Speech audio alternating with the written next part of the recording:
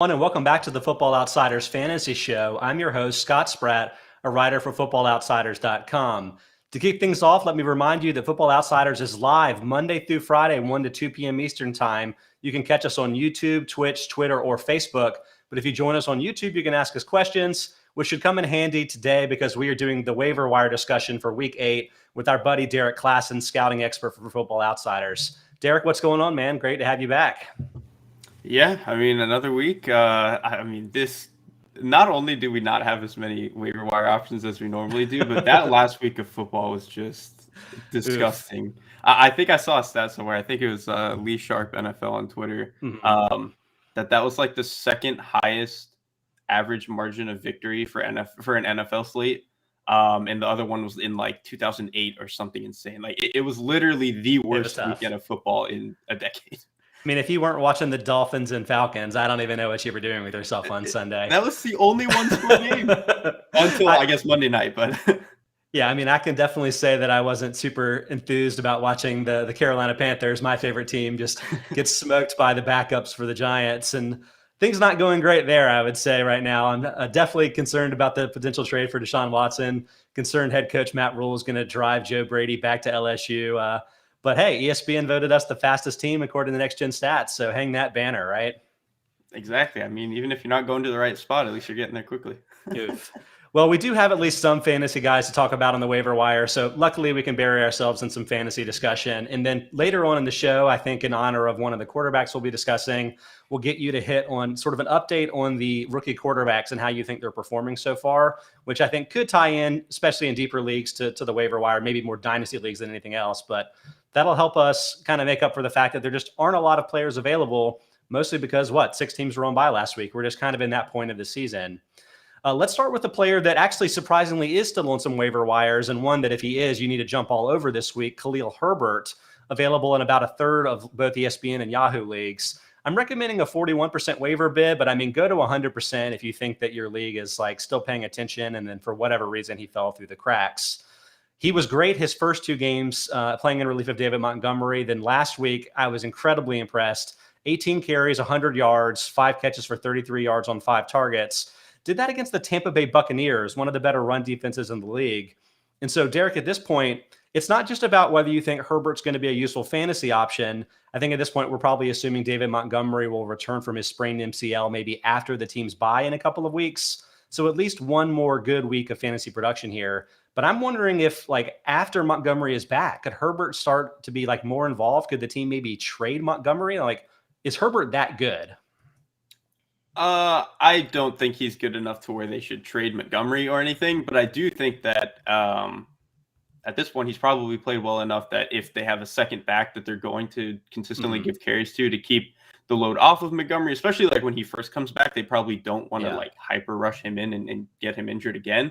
I think Herbert has probably pretty solidly earned his spot, and that's not even really a knock on Damian Williams. I think Damian Williams, if anything, they could maybe get something for him, even though, it wouldn't be a particularly high pick. He's probably their most expendable, good back at this point. But I mean, Herbert's just fantastic. I think to your point, I would say that I think this last week in particular, I think they leaned on him more than Williams, in part because if you're going to run on this Tampa defense, you probably have to be a guy who is going to be able to generate, pretty good yards after contact. You're going to have to, see between the tackles a little bit more. And we talked about that last time with Khalil Herbert, that he has pretty good vision. And I think he does a really good job to just get his foot in the ground and drive. And so that stuff, I think, is why he was probably the best back specifically for that game. But I think kind of to your point, he's played so well that I think he's clearly better than Williams at this point. But I think when they get Montgomery back, they're going to be very happy that he's back and still continue to give him the majority of the workload. I mean, I love Damian Williams. I think earlier in the year when it was less clear that this 6th round rookie was going to be so heavily involved, I was saying how, Williams 2 years ago before he opted out of 2020, he was top 10 in both avoided tackle rate and yards after contact per attempt, and is a pretty versatile back. But it really seems like Herbert is taking the lead here. He played 77% of offensive snaps versus 17% for Williams on Sunday. 4.8 yards per carry overall, is top 10 among running backs with 50 or more carries. What's interesting, I think, is the kind of advanced metrics. And I know that we're slicing up an already small pie for a guy that's really only played 2.5 games so far. But he isn't a leader in either avoided tackle rate or yards after contact per attempt his standout efficiency is his 3.1 yards before contact per attempt, which is the 5th highest among running backs with 25 or more carries. And I'm curious to get your thoughts on that. I mean, I think I've settled on the fact that that's kind of showing off his vision and instincts, because it's not like he's super fast. He ran a 4.46 40 time in his pro day. I don't know, like, and it's not like he's getting the carry skewed towards third downs and other like easy opportunities. Like that's where I think Chase Edmonds, Kenneth Gainwell, and Tony Pollard, that's how they're kind of popping up to the top of that list. But I'm curious if you're reading anything into that, or if it's maybe just a total relic of small sample size. I think it's partly small sample size. I think it's partly, like we've said, like his vision, like he's not running himself into contact very much. I think before at the line of scrimmage, stuff like that. I also think too, like the Bears offensive line is a lot better run blocking than they are at pass blocking. They're a horrific pass blocking unit. Jason Peters can't get into his set. They're on like their 4th right tackle, who is horrendous. The center doesn't know what he's doing in pass pro, but their guards are really good run blockers. Peters still has some juice in the run game. So like they run block a lot better than their pass pro suggests. So I think it's kind of a little mix of all those things, but I still think generally, Herbert's still pretty dang good, I think. So that truth is definitely showing up in the metrics on Football Outsiders, by the way. 12.4% adjusted sack rate is dead last. 4.45 adjusted line yards. The run blocking metric is 11th best. It's kind of weird, but I mean, it's encouraging for Herbert's value, assuming that he ends up remaining involved when David Montgomery comes back. But kind of like you're saying, I guess it kind of waits to be seen. Maybe Montgomery will reassert himself. I've always said, too, that I think he's much better than his sort of basic yards per carry and other type of metrics always suggest, because he's really good at avoiding tackles as well. One of our guys I love planking on the YouTube chat mentioned that Herbert is bad in pass protection. I honestly haven't probably studied it enough to see it either way. Is that an impression that you've gotten so far, Derrik, or do you know either way? I think that's true. I think that's also why they try to get him more active, like splitting out on routes than they do like just leaving him in. Whereas I think Montgomery is he's a little bit better if you just leave him in pass pro. And I think having Herbert in the game, like when you have a guy who can't pass protect, you're either going to be in 5-man pro all the time, which sucks when your tackles both can't pass protect. Or if you're going to go to 6-man protection, you have to leave a tight end in, which that can give you fewer answers than having a running back who can like see blitzers coming in. You know what I mean? So it's just a little bit different in that sense. Okay, that's good. I mean, it all probably adds up to Herbert maybe a little bit more valuable from a long-term keeper dynasty league perspective than he might be for the rest of the season this year. But I would definitely be happy to have him for at least next week while Montgomery continues to be out. So I think that's a relevant concern for people that he's still available on the wire. We have another question coming in on the chat asking about trades. We're actually going to hold all of those to the end of the show, do a little Q&A session at the end. So please stick with us and we'll get there. But continuing along with the waiver wire options, number 2, Michael Carter, running back for the Jets. I'm suggesting an 11% FAB bid here. His workload definitely expanded here in week 7, which part of me says isn't surprising. I mean, he's a rookie running back.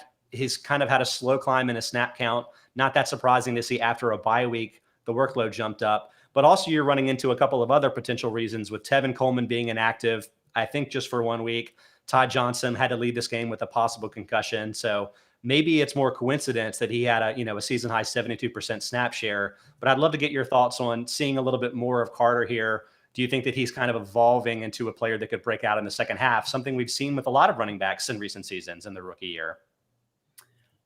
I mean, I do think he is their best back, probably by far. I at least think he's the guy who offers them the most things. Like, I think Tevin Coleman is really like, he just wants to get north and south and just kind of outspeed you. Yeah. Ty Johnson is a little bit the same way to me, where like they don't really offer a lot. They're just guys who want to get into space and be faster than you. Whereas I think Michael Carter kind of offers a lot of different things. I think his vision is a lot better. Even though he's not like the biggest back, I think he's a little bit more comfortable navigating between the tackles, that sort of thing, bouncing guys off. He has really fantastic balance for a guy his size, which I think is really impressive. So I think he's really good. The problem is just like that Jets offensive line is really bad, and it's probably going to be worse now that they don't even have Zach Wilson back there. Not that Zach Wilson was like playing particularly well, but he at least probably threatened passing defenses more than Mike White did, and probably more than Joe Flacco's going to. So I think the fact that they're going to have so much change up on offense, on an offense that's already not very good, I think it's kind of just a tough situation for him. Maybe he can give you some stuff just like by sheer volume. But I don't know. I think even when they get guys healthy, even though he's their best back, they probably still want to rotate a little bit, enough to where, like, you're not going to purely get value out of him just for volume. I think that's true, but to me, the versatility that he offers is the reason that I'm even recommending him in fantasy from the first place. Without Wilson, with potentially your guy Joe Flacco back there, it could be really bad. They're going to be trailing by 2 and 3 touchdowns in a lot of these games. So, I mean, the only way that a Jets running back is going to provide value is if he's doing it as a pass catcher, specifically probably in PPR formats. Right. But that's a thing where, like, Carter coming out of college, that was sort of the major point in his favor from a scouting perspective. He was a little bit more versatile as a pass catcher than a lot of the other, the earlier round backs, I would say. I think he was, a 4th round draft pick. But this game, this was the first time all season he's gone for more than 3 catches, and he had, 8 or 9? I mean, so it's like a huge jump up in workload there. And obviously game script, I think, had a lot to do with that, but that's going to continue. This was kind of what I'm saying. And if he's now doing that more in the league, I think that's where he could potentially provide you value, where, like, it may be tough for him to get over 12 carries any week if he's in a rotation, if the Jets are trailing. But if he can get you to 16 touches and half of those are catches, I think that could be the key to his value. And you could see that happening, right? I think you've actually kind of convinced me, at least in PPR formats, where he's going to get a ton of these catches, especially like Joe Flacco doesn't really push the ball down the field the way that I think he used to when he was a lot younger. He's a little bit more conservative now. So if he ends up starting, that could be it. Even Mike White, I think, is going to kind of do the same things. And to your point, he's just really good at it. Like, I know I want to say that Nate Tice out of the draft called him like a baby Kamara, which I think is like a pretty apt comparison. Like, they do a lot of the same things. Obviously, Kamara is like top 5 talent at the position, and Carter's not quite that yet, but you kind of see them used in a lot of the same ways. And we saw Kamara caught like 10 or 11 passes last night, it felt like. So, I mean, maybe that's extreme. He was the whole Saints offense. Yeah. By the way, Jameis Winston, random aside, Jameis Winston has like 12 touchdowns and 1 pick or something stupid this year. I was like, oh, wait, maybe he's good now. I honestly haven't watched like any Saints if I could help it. The thing with Kamara that I think always tricks people is because he's a receiving back, you're like, he's probably on the smaller side. No, he's like legit 220 pounds. Yeah. And that's the thing with Carter where I'm like, can he be this year's Cam Akers or J.K. Dobbins? I don't know. He's closer to 200 pounds. But the trick of it is that he's 5'9". So it's like, it's kind of a compact build where he may be bigger than you would just get the sense based on his weight total, for instance, like from a BMI perspective. But do you think he's still too small to like end up being that type of top 10 upside as guys like Akers? Or do you think that's a possibility too? Long term when the Jets are better, maybe. Maybe long term. Yeah. I have a hard time seeing it this year. I think I think those guys last year were just in better situations flatly. Yeah. Like, I think that's really all it came down to. And once they got their feet under them, they were just on better teams that were able to produce. And that, like, this Jets team, even if Carter does get comfortable and he does get a little bit better, like, this Jets team they're just bad. Like, I don't really know what else to say. I think that sums it up. But don't worry, Derrik, I've got more late round running backs to throw at you in this waiver wire. Let's head over to Kenneth Gainwell, running back for the Philadelphia Eagles. I'm suggesting a 10% FAB bid here. That may be a little bit on the low side. If, like, in a lot of these leagues, Khalil Herbert may already be rostered. Michael Carter may already be rostered. They're over 50% rostered. Gainwell is rostered, in less than 30% of leagues. And he may have a big opportunity here with Miles Sanders suffering an ankle injury that they're saying is going to have him out for maybe just 2 or 3 weeks, but he got carted to the locker room. So, like, that seems a little bit optimistic, I would say. So then you're trying to parse what's going on with the Eagles backfield. And I'm guessing Gainwell is probably going to be more the guy. He's small, but Boston Scott's really small too.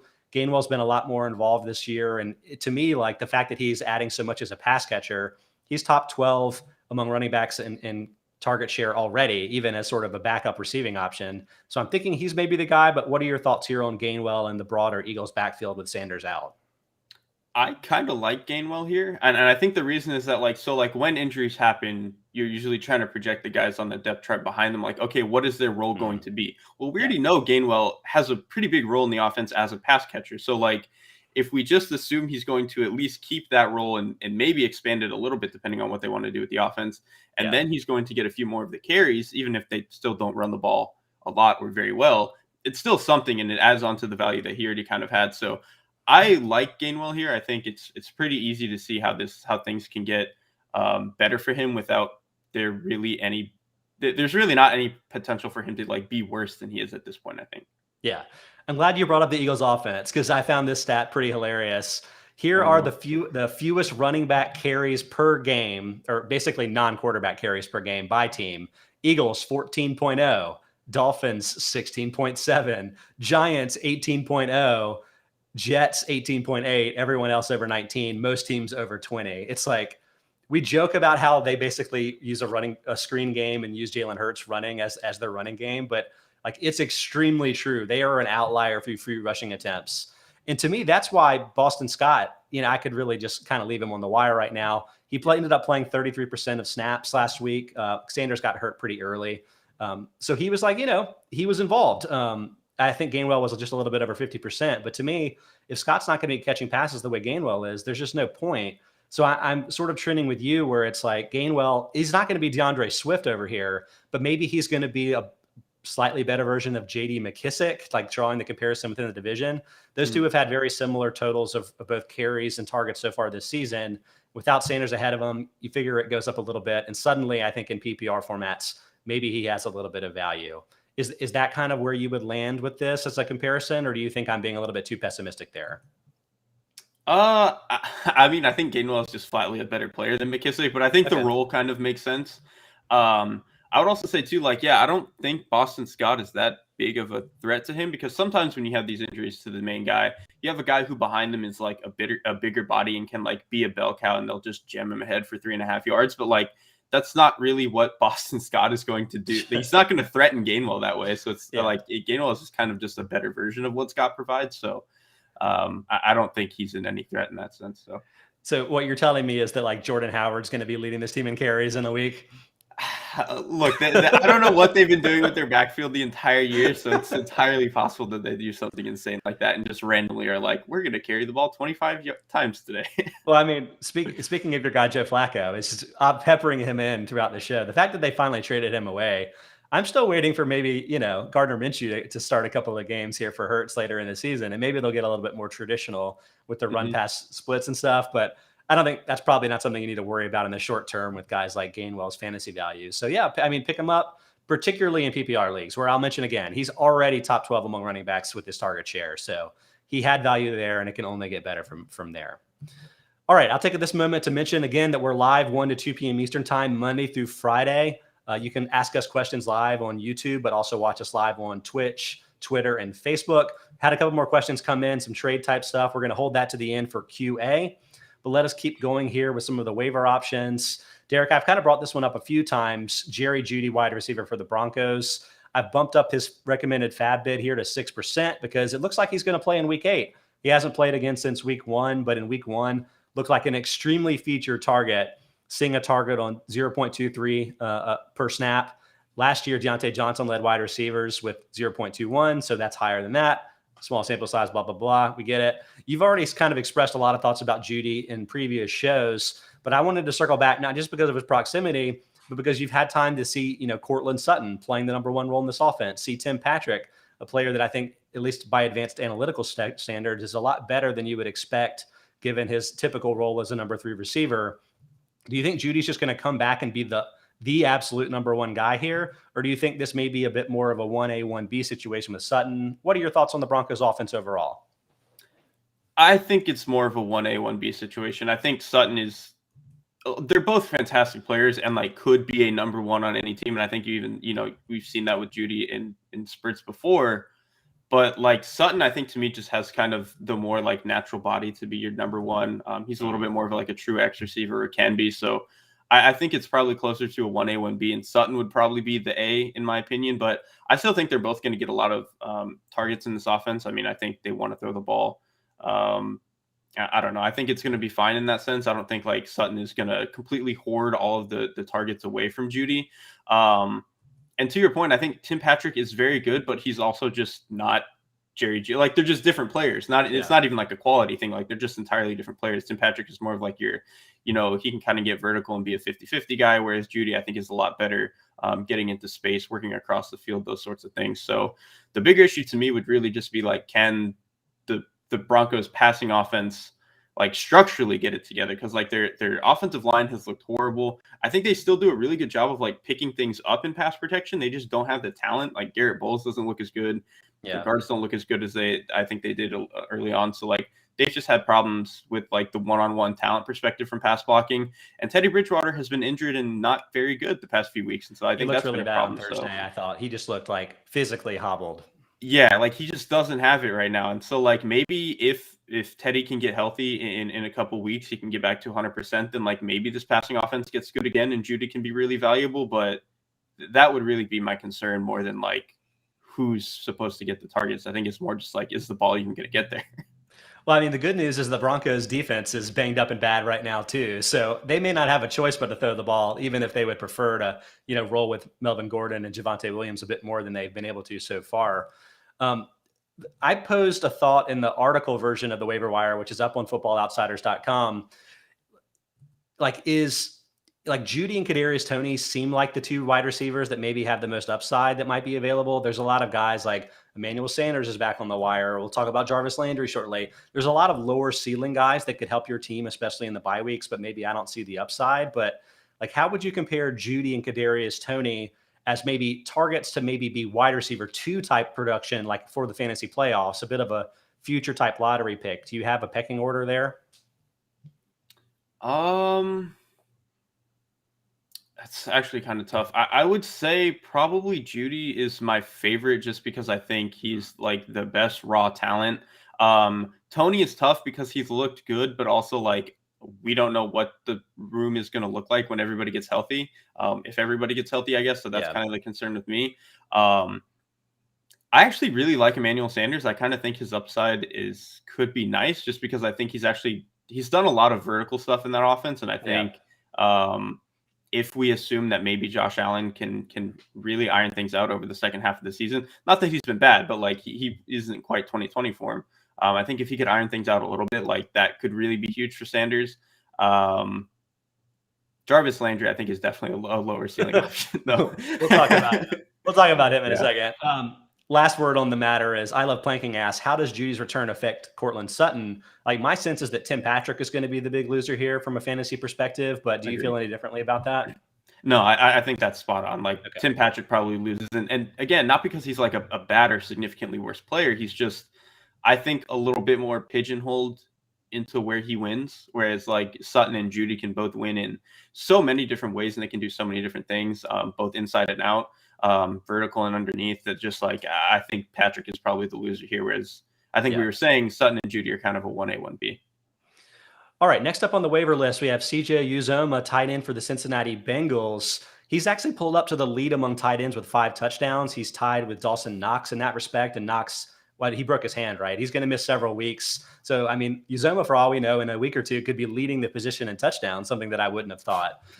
That said, you may be surprised to hear me recommending a 3% FAB bid, a bid that is definitely too low to win him in the waiver wire, I would say.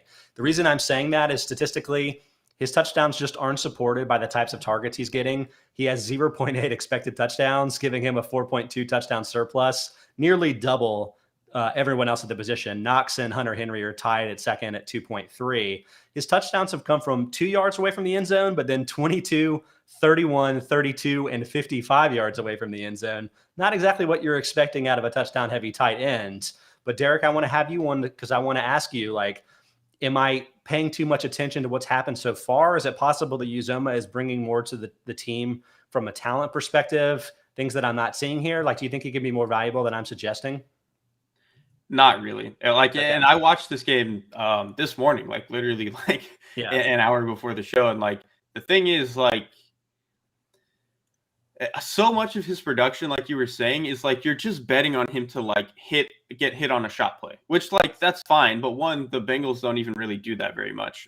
Like they don't really do a lot of the play action shot plays the way that we think of, typical McVay systems or whatever. Like they just don't do that very much because honestly, that's just not how Joe Burrow wins. Joe Burrow is a lot better like being a drop back guy where he can see everything. And if he goes vertical, he wants to do it on the sideline, which typically is not where your tight end is going to be aligned. It's going to be where that's probably more the Jamar Chase situation. Yeah, exactly.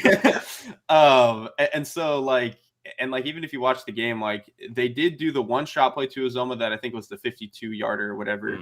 And he kind of broke free on Marlon Humphrey. He pushed off on him, like whatever. It was a really good play call, but like they don't do that very much. And you're betting on them hitting that on a thing that they just don't do very often. And then the other one, he kind of was working up the seam, and like 4 or 5 Ravens defenders just like pinned down on a flat route and just let him like completely run free. It was like a busted coverage. So like that's kind of the things that you're betting on with Uzomah in this offense, because I think if you just watch a lot of their typical dropback stuff, like they don't really get him going very much. And like Joe Burrow, I just think is not very interested throwing over the middle of the field that way.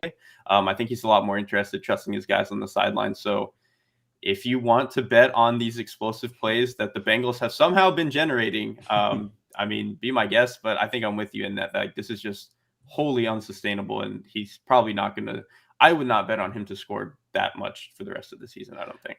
Yeah, I think you can get tricked by the raw touchdown total right now, and you can also get tricked by the snap share because he's played 70% or more of offensive snaps every week, including 83% last week. He's on the field a lot. It's just that he's not getting targeted like ever. 9.2% blocking a lot this last week. Yeah, I don't have easy access to like route run data, which is a shame because that would really help kind of unpackage this. But you can see this in the 9.2% target share is the 34th highest among tight ends. Like that's just not fantasy worthy.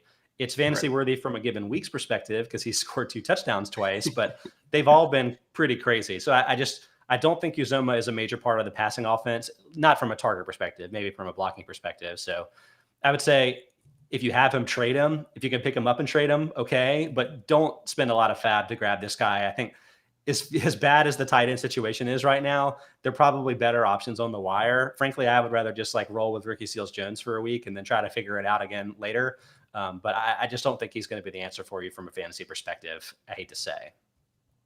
All right, the guy that we've been teasing. I know, Derrik, you're eager to talk about Jarvis Landry, wide receiver for the Cleveland Browns, recommending a modest 3% FAB bid here. He had the most Jarvis Landry game of all time last week. 5 catches for 37 yards, no scores, 8 targets, led the team by 2.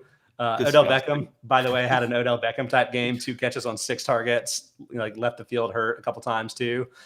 So I guess, I don't know, talk about the Browns offense more generally. I feel like we probably know who Jarvis Landry is at this point, and he's like only valuable from a PPR league perspective and really probably only as a flex option in bye weeks. But has the offense changed such that maybe that value would change? Like if Beckham wasn't potentially in the fold, I don't know, like unpack all of the situation for me. I think even if Beckham's not there, like that doesn't really change anything for me because like what does Landry provide that Beckham did? Like I just don't think he fits into any of those. Like there's no overlap. Yeah, there's really no overlap in what they do. So and I think like generally I just don't think Landry can get a ton more targets in this offense just because like his role is generally like over the short to intermediate, like kind of middle of the field. He's a zone beater, that sort of thing. He has really good hands, yada yada yada. But like they play really well with a lot of tight ends on the field. They throw to their running backs a lot. Like they have all these other ways to generate that same yardage that they don't necessarily need to lean on him any more than they do in that area. Maybe they try to get him going a little bit more as like a back shoulder, vertical guy, which they've done at points in the past and like he can do. But it's really hard to see like what the upside is, especially with a lot of the uncertainty they just have at quarterback right now. Like Case Keenum is fine for a backup, but they probably don't want to throw very much with him. And then if Baker comes back, like we aren't entirely sure when he's going to come back and we're not sure if he's going to be healthy. So like, it's just kind of a tough situation, I think. Yeah. I mean, Joey Sucks on the YouTube chat is asking about what your thoughts are on Keenum, not specifically for his own fantasy value, which he doesn't have any. But like, does it change the equation with any of his receivers? My thought would be no, because like, it's not like Mayfield was an aggressive thrower. Like he's playing the conservative game that I think makes sense for their offensive talent. To me, Keenum may produce more turnover-worthy plays, but that's not something that's going to really hurt his skill players from a fantasy perspective. But do you see things differently there? Not really. I think they're actually really similar players. Obviously, like a healthy Baker is a better version of that, but like I don't think that they're significantly different. That this is going to change a whole lot for me, and I don't think that Stefanski even wants to like change the offense or anything. Because sometimes you see a backup come in. I think we've even seen it a little bit in Seattle. Like they changed what the offense wants to do because the backup is in. I just don't think Cleveland really has to do that or wants to do that, except for maybe just run the ball a little bit more. Well, frankly, Keenum, I think probably had a better fantasy season than Baker's had, at least since his rookie year when he played that year for Stefanski in Minnesota, like random amazing year. So like, I don't know. I'm not sure the the difference between them is that significant. I definitely wouldn't call the difference between them 30 million guaranteed per year. Just throw that out to you, to Browns, stew on that for a little bit. So Jarvis, he's averaged 13.6 PPR points per game since start of last year, excluding the week 2 this year when he got hurt and couldn't play very much. That's 33rd among wide receivers. So you're like, okay, yeah, like again, a flex-worthy type of name in a PPR format, especially during the bye weeks. But when you're talking about like what his ceiling could be in this offense, it may be even lower than that though, because like he's typically played between 70 and 79% of offensive snaps, just to 54% this last week. And while you're saying that, hey, like he's coming back from injury, he's probably getting the slow start here. You know, they're a little bit more talented around him than they've been before. Maybe not when everyone's injured right now, but Beckham is back, played 61% of snaps. You have Anthony Schwartz, the rookie, played 41%. Donovan Peoples-Jones has had some good games, but actually didn't play this last week. Late scratch. I'm not really sure what happened there. Yeah, I don't know what that was. But regardless, we assume he's going to be back and probably contributing. He's a lot more physically talented than everyone but Beckham, I guess, on the team. So it's just like Jarvis may settle into this like 50% snap share, and it may even be a stretch to call him the 33rd best fantasy receiver in PPR formats. So to me, this isn't really a guy you're chasing for upside. This may be a player where you're like, I'm in a bad spot in a bye. I want to make sure I don't get a 0 here from a wide receiver. You're not going to get a 0 from Landry in a PPR format, but you're also not going to get more than like 15 points for sure. All right, let's move on to a player that I think does have upside, although I'm suggesting with a 2% FAB bid that upside might be in the longer term. It's Van Jefferson, second-year wide receiver for the LA Rams. Had another touchdown on Sunday. It's his 3rd of the season, but you know, the 13.7% target share doesn't point to a big role in the offense at this point. That's not in the top 70 among wide receivers. But I'd love to hear your thoughts on Jefferson from a talent perspective, the player perspective, especially since, in my mind, Robert Woods is maybe a cut candidate this offseason, given that they could save quite a bit of millions of dollars if they decided to, and the Rams are way up against the cap next year. What are your thoughts on Jefferson? Well, I hope they don't cut Robert Woods just because I love him and I love him in that offense. Van Jefferson is like, he's fine, but I'm kind of with you in that, like, I don't know if this year is the year that he's really going to do it. And that's not necessarily because he's bad. Like, I think he's a pretty clean route runner.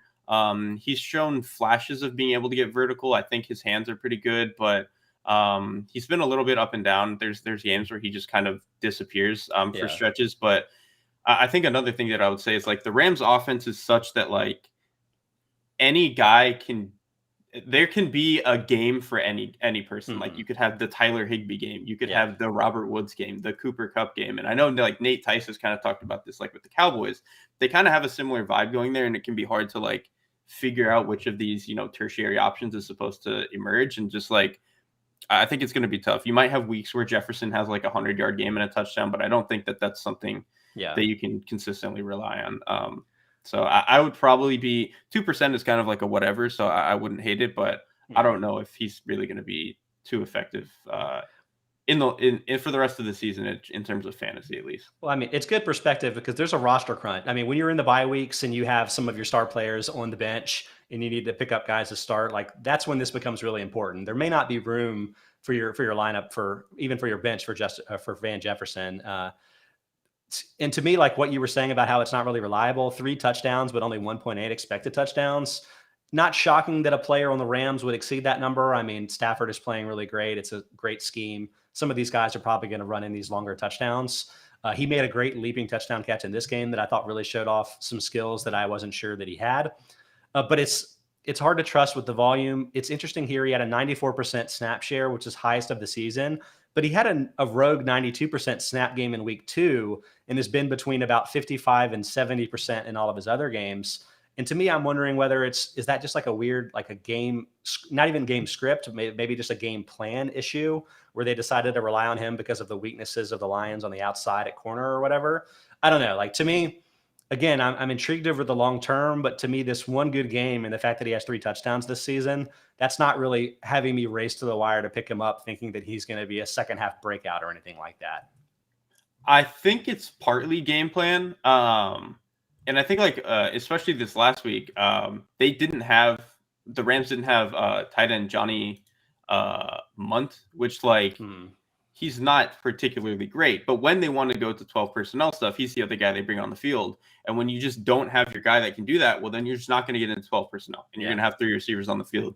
Jefferson is going to be that guy. So that's, I think, why he got as many snaps as he did this last week. Makes sense.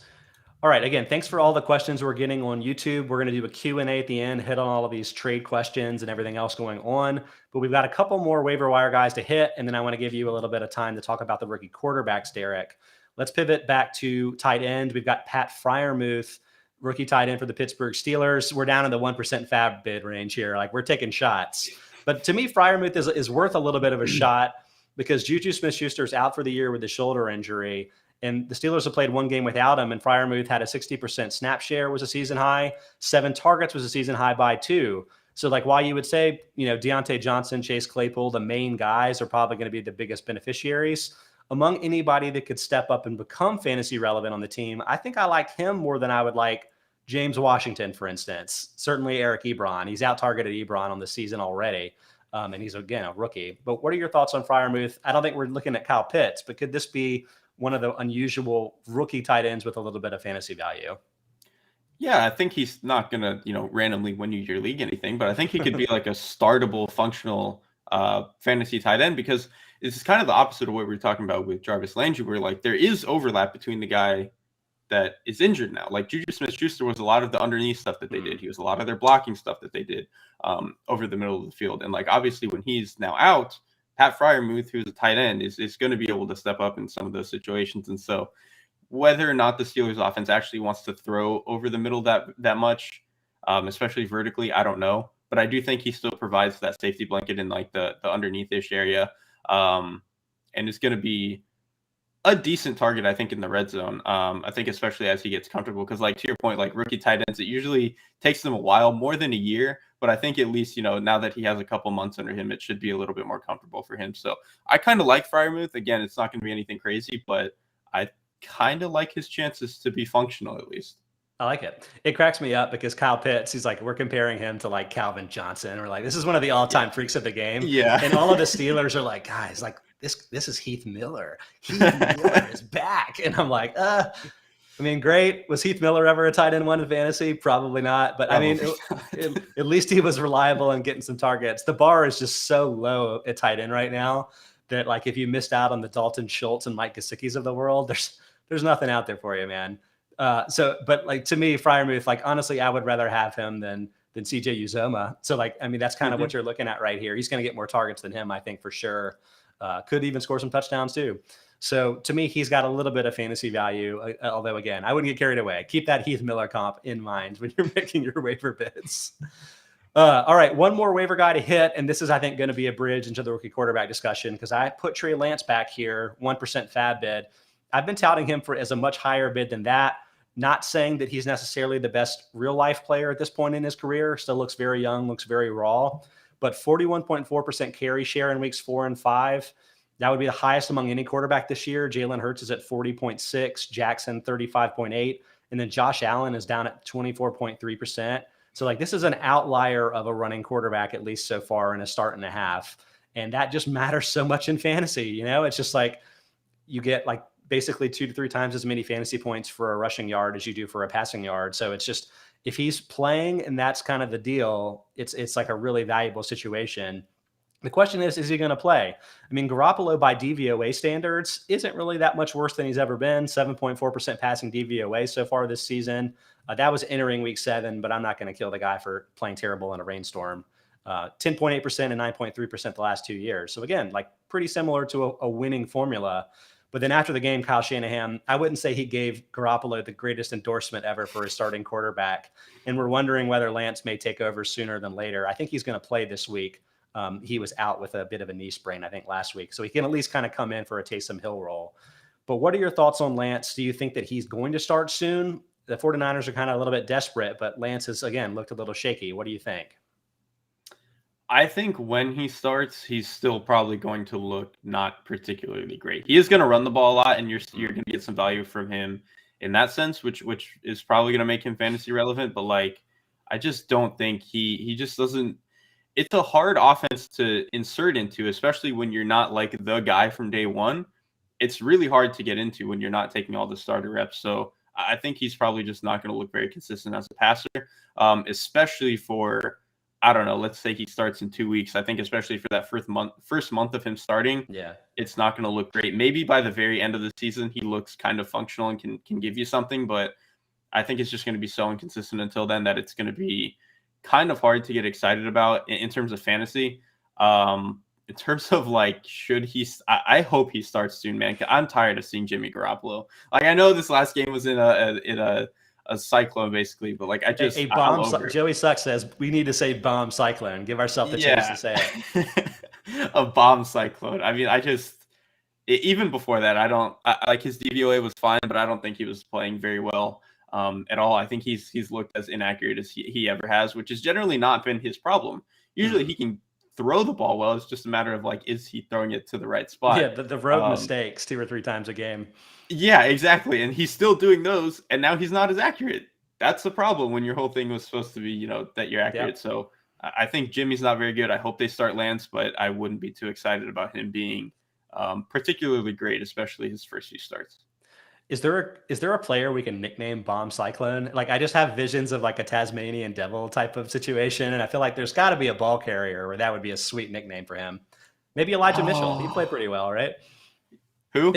Think about Elijah Mitchell, but think about this. This can be a long-term discussion. What we need to hit on now is go through the other rookie quarterbacks. I'm not sure any of these guys is a particular value from a fantasy perspective at this point. Like maybe Trevor Lawrence is the closest, and you can hit on that. But let's go in reverse order, because I feel like Mac Jones was drafted the last of these 5 guys, but so far is, I would say, had the most success from like a completion percentage perspective, from a potential chance to win games, even though Bill Belichick decides to kick balls in rainstorms perspective. However you want to shake it up. Have you been impressed by what you've seen from Mac Jones so far? Yeah, I think he looks good. I think there has been some overreaction in the sense of like, oh, Mac Jones looks the best already. Some team, X team should have taken him. But it's like, we knew that Mac Jones could do this year 1 compared to his peers. We knew he was arguably the smartest quarterback in the class coming out. We knew he was incredibly accurate and that he could handle the pocket pretty well. Like, we knew he could do a lot of these high floor things. And I think he's delivering on it very, very well. And I think he's landed in a spot that has really allowed him to do that. I think the Patriots offensive line is looking a little bit better now that they've had to shuffle guys around a little bit. I think they found more of a groove. I think the running game is really getting into things. And I think Jones himself is getting a little bit more comfortable. I still would like to see him push the ball down the field a little bit more, especially like between the numbers. Like, I still don't think he can throw a post route. I don't know if he can throw a seam route. He just hasn't really done it yet. But I think we've seen a little bit more of like those, 12 to 15 yard over routes or dig routes that he's kind of hitting. He's getting a little bit more comfortable doing that stuff. And I think just the fact that we've seen him kind of make that development in 6 weeks of play or whatever, I think is pretty impressive and kind of bodes well for him making some development, not even just over the course of the season, but over, the next couple of years or whatever. For me, it's like he's always been so associated with Tom Brady because of obvious reasons, right? And it's like difficult to untangle that. I heard Trent Dilfer say that he's Chad Pennington, and I was like, oh, that like it kind of clicked for me. Like, is Chad Pennington the right comp? And if so, does Chad Pennington have a lot more value in this era of the NFL with, changing rules of defense and stuff? Like, to me, Chad Pennington would probably be a pretty successful fantasy quarterback if he came around these days. And to me, that like maybe Mac Jones is kind of that guy. I think so. Like, I still have my concerns about like, what does he look like when, you need to win a game in January? Like, can he do a lot of this off script stuff? Yeah. I'm still not entirely sold that he can do that. I'm not sure he can make the toughest throws on the field yet. But I still think, generally he looks good for a rookie. And I think to your point, the style of passer that he is now with all of these passing rules, and in the situation that he's in, like, again, like, I think even though they don't have the most talented wide receiver core, I think they're doing a better job of scheming guys open, protecting him and that sort of thing. So like, I think it's kind of a really good blend of scenarios for him to produce really well, in this season. For a rookie, at least. I don't know if he's like a great fantasy quarterback, but I think clearly not for a team that's so run oriented. But like from a dynasty perspective, he's definitely been the most successful on the field, except for maybe Lawrence. But so that's worth keeping in mind. Let's hit on Justin Fields, a player that you thought was like a generational type of talent, just kind of a little bit in the shadow of Lawrence, who again is awesome. Fields has had the least success on the field so far in his career, but I think we suspect that a lot of this is bad circumstances. What are your thoughts? Have you seen things that concern you about his viability in the NFL? Not really. I still think he's fantastic. Like it's a mix of horrible circumstances for one. Like the offensive line is really bad. I think I mentioned earlier they're on like their fourth offensive tackle. His name is Latavius Williams. I had never heard of him literally until he was playing, which is usually not a good sign. I haven't heard of him, but I have an excuse because I'm a fantasy analyst. Okay, well, there you go. So that I think was not very good for them. And I think I saw Next Gen Stats had tweeted something along the lines of like the Bears have like the highest pressure probability rate, like relative to average, which has nothing to do with the quarterback. It's just like at a certain point of like, 2.5 time in the pocket, like they are getting pressured at a higher rate than any other quarterback in the league. So he is obviously dealing with a lot of muck right now, which is going to look worse because just of his play style, which I don't think his play style is bad, but he's a guy who wants to hold on to the ball. He's a guy who wants to push you down the field as much as he can. And when he's a guy who's going to play into that high volatility a little bit, when you're a rookie playing behind a bad offensive line like that, it's going to look bad a lot of the time. Like honestly, Mac Jones right now would look better in Chicago because he just does some of the high floor stuff better. Mm-hmm. But you're not drafting a quarterback necessarily to be high floor. You're drafting him for what they can be in 3 years or whatever. And I still have a lot of confidence that Fields can get there eventually. This is just not a good situation for him right now. From a metric perspective, I saw an interesting stat. I wish I could credit, but I can't remember where. But like Fields has a massive disparity between his success on play action passes and traditional dropbacks, which is like, yeah, that kind of makes sense for a guy that's looking to hold the ball for an offensive line that's like just porous and horrible, that's getting him crushed.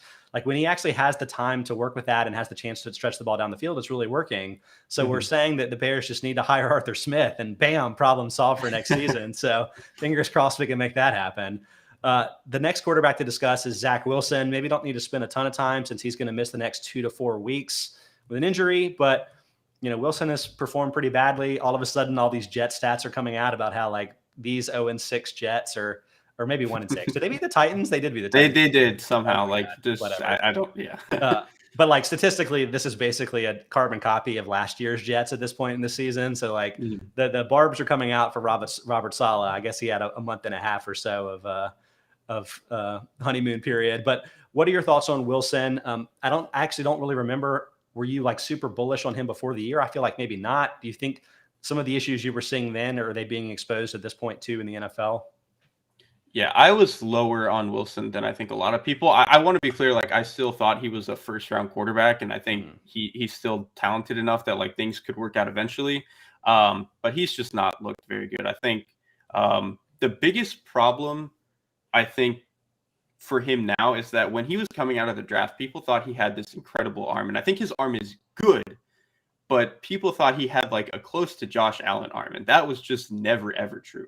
He had an arm that was good enough and could make all the throws, but he wasn't like a special arm talent. And I think we're kind of seeing that now where like some of these throws that he's trying to deliver into windows over the middle of the field, like he throws late because he's a rookie and he's just never been good throwing over the middle of the field. But when he does that, he just doesn't quite have the juice to make up some of those windows sometimes. And I think we even see like some of his, like when he's throwing maybe to the far hash on a 12-yard out route, he kind of skips some of those every now and then. Like he skipped a couple of screen passes. Like he's just, I think his accuracy is just not quite there yet, which I think is really troubling for a guy who also doesn't really read the field particularly well. And I think the reading the field particularly well, especially in true drop back, like we knew that was going to happen, but we at least thought he had like the talent and accuracy to kind of make up for it. And he just really hasn't to this point, which is pretty concerning. Granted, I think the offensive line is bad and it has really made things tough for him, and maybe he'll be good down the line, but I think it's looked close to about as bad as it could be at this point. So my read on this, and tell me if you think I'm wrong, is that there was a bit of a misinterpretation of arm talent here. Like not all arm talent is created equal. Like I don't think Wilson has like a cannon like Mahomes does, but he can throw off platform from different arm angles the way that Mahomes does. And so like you draw the connection from the one side and then suddenly it becomes like a halo effect with the discussion points. And like, to me, that's not Wilson's strength. And like, to me, that's almost why I'm like it may not be awful that he's been a little bit inaccurate so far, because again, it's not like he's back here making the footwork that you would expect to lead to these great completions and stuff. Like there can be a bit of a learning curve with it. I could see it getting better, but obviously that's not going to really be the case this season. We'll have to see how that plays out. Trevor Lawrence hitting him last. He's coming off the bye, so I guess a little bit out of sight, out of mind. He's going to probably end up being one of the lowest quarterbacks from like a DVOA passing perspective this season. But from what I'm guessing, you're going to say, and from what I'm saying, I think that's going to be hugely deceptive. Like, this is definitely the best quarterback of this bunch, right? Like, for sure. Dude, he's incredible. Like, he's just amazing. Part of the problem with like his DVOA thing is he does have what I was kind of talking about with Fields, where just like his play style is conducive to volatility. And when you play in such a horrific offense, like as a rookie, you're probably just going to hit on a lot more of those bad plays. That's just kind of the way that it goes. But like his peaks are just, I mean, he's special, man. Like he's the prince who was promised. Like his pocket movement is unbelievable, especially for a guy who's his size. He's just incredibly nimble. He has like a sixth sense for like beating pressure before it even arrives. Like he knows exactly where every guy is coming from, how they want to attack protections, like that sort of thing. I think he's really, really good at that. He's generally gotten the ball out on time, especially I think over the past few weeks.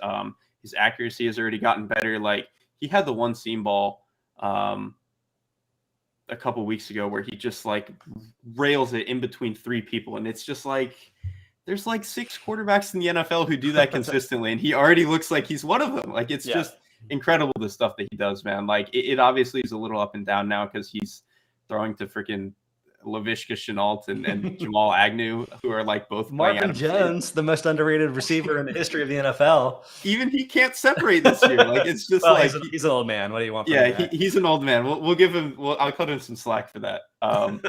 Like he's just playing in like this completely discombobulated offense and is making it more watchable and more explosive than it should even be coming close to. So I think he's just unbelievable. All right, Joey Sucks asked, does Zach Wilson compare to Jake Plummer? I remember 4 things about Jake Plummer. One, that people confused him with Jake Delhomme because they were Jake the Snake in people's minds. 2, Plummer always did like the rollout lefts. So like I almost really associate that more with a Baker Mayfield style. I know that he was like probably physically a little bit more stout than Mayfield. I remember that he got traded to the Bucks, but decided instead to retire than get on a plane, ball or move, and then became one of the best handball players in the world. So I don't think Zach Wilson deserves to be compared to a legend like Jake Plummer, but feel free to disagree. I was 9 years old when he played his last snap, so I don't know how much I can help. We'll stop it there. You'll make me feel old. The handball thing is cool, though. I didn't know that. Oh, absolutely. There was a great feature about it. You can probably find that in the ESPN archives back in the day. All right, let's circle back to some of these questions that we've been getting. Again, thanks for watching us live on YouTube. You can ask us questions there live Monday through Friday, 1 to 2 p.m. Eastern. And in fact, Aaron Schatz and Mike Tanier are going to do an Ask Me Anything show on Wednesday, the way they always do. So get in the non-fantasy questions for them, or fantasy. They'll happily answer those. I can feed them some answers too. Let's see what we got. Vopsy asks, we can start 3 in a Team PPR league: Jamar Chase, Deontay Johnson, AJ Brown, and Darrell Henderson. Chase at this point, I think from a true talent perspective, I think I have him top 5 among wide receivers. You're starting him every week, no questions asked. I think Darrell Henderson's a top 5 running back every week at this point, and maybe the most reliable from like a total workload perspective, the high floor type of angle. So I like him too. As much as I love Deontay Johnson, and as much as I could see him having a really great like target volume with JuJu Smith-Schuster out, I think the answer is AJ Brown. Weirdly, I trust the Titans offense more than I trust the Steelers offense. Although health could be a factor here. Brown kind of had a bit of a breakout this last week. Do you think that he's kind of back to full health at this point? Do you have any thoughts there? I think so. Like, I think that was really the whole issue with the Titans offense the first month or so of the season. Is like they just didn't have guys healthy. They were playing with like their like 4th, 5th, 6th, wide receiver and stuff like that. And I think that's why the offense looked kind of discombobulated. Now that they have guys healthy again, AJ Brown in particular, I think they're getting back to all the things that they really want to be and do as an offense, where they're this like, run heavy, power pass, like all that sort of thing. And I think to your point, oh my God. We're chucking him up with this valuable question here. Yeah, I think AJ Brown looks really good, and I think if the offense is going to continue clicking the way that it has been, or has been when they're healthy, I think he's going to be better than Johnson. I think to your point, not that Johnson's a bad player, just I don't really trust the Steelers' offense, and I don't know if Johnson is the guy that's really going to take what JuJu's targets were. That doesn't make a whole lot of sense to me. Today, clearly a big comp day for me. I heard Robert Mays say that Kyle Pitts was AJ Brown, and I was like, actually, that's kind of intriguing. Like, why is that guy labeled a tight end? I don't know, but from a fantasy perspective, you got to love that. Next up, we have Barn Bo. He's 4-3. She's thinking about trying to buy low on Tyler Lockett, given that he's been not doing a ton with Geno Smith at quarterback, but Russell Wilson could return maybe in week 10 or so. What do you think about that? I mean, I would say I think I had Lockett as a pretty consistent top 15 true talent wide receiver with Wilson at quarterback. And I think that Lockett makes sense that he was the player on the team that was going to suffer the most with Smith at quarterback, because as more of a field stretcher, Wilson has always been one of the most accurate deep ball passers in the league. Do you feel the same, Derek, or do you have a different thought there? I think that's 100% spot on. It's not even just that Wilson is a great deep passer, because Metcalf benefits from that as well. But those two just have a special connection. I don't even know how else to explain it. They just I don't know. They just play really well together. And so I think, once Wilson comes back, could be rough the first couple of weeks he's back, depending on how healthy he actually is. But I think down the stretch of the season for sure, when Seattle is trying their hearts out to save their season and stuff like that, I think it's entirely possible that Lockett could really, really give value at the end of the year. Armin Celtics asked, would you trade Aaron Jones for Justin Jefferson? His other running backs include Austin Eckler, Tony Pollard, Damian Harris, and Elijah Mitchell. I would say the two are comparably valuable in my mind. Aaron Jones, absolutely a top 10 running back. Don't worry about the lack of performance last week. He's going to offset that with a couple of 2 and 3 touchdown games. Jefferson, no brainer in my mind, top 10 wide receiver. He's really separated himself a little bit more, I would say, from a target perspective this season. So I feel very good about him. I would say, given the fact that you've got some pretty good depth at running back, absolutely make the trade. Elijah Mitchell, I think he's going to be a running back too the rest of the season. I know you've loved what you've seen from him, Derek. So it seems like a good move, right?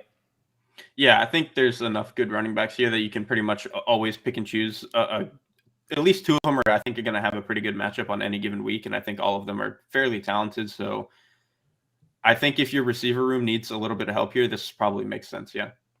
Joey Sucks suggests that Jamar Chase should be the bomb cyclone. It's all about the spin move. I like it. That also makes me wonder, though, maybe a defensive end should be the bomb cyclone. Is there a guy of this era that has a specialty spin move? Brian Burns. Okay. Nobody has a spin move like Brian Burns. I don't even think it's close. It's crazy. He's so good at it. It's unbelievable. That's perfect, because then the bomb cyclone can be heavily in my life as a Panthers fan, at least until I retire from being a Panthers fan when they trade for Deshaun next week. But right. All right. I think that probably hits on all of the questions. So we'll wrap it at the show there. Derek, thanks so much for going through this, for offering your thoughts on the rookie quarterbacks, plus hitting on all the waiver wire stuff. Pretty full week for you. You have all this other great content out there on the web. Can you tell all of our listeners and watchers where they can catch all of your work?